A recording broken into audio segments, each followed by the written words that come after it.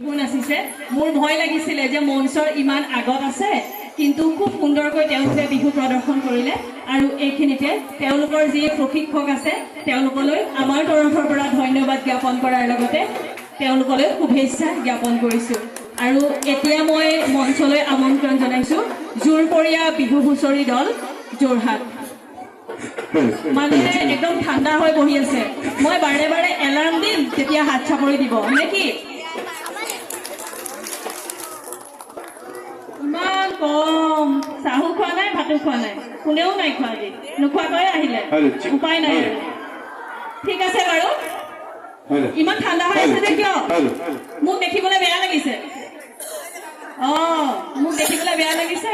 আৰু এইটো কাৰণে মনে মনে বহি আছে উপায় নাই আৰু ঠিক আছে বাৰু জোৰপৰীয়া বিহু হুঁচৰি দলক আমি মঞ্চলৈ আমন্ত্ৰণ জনাইছো সাজু হৈ থাকিব বহাগৰ নাচনী বিহু দল দিয়ক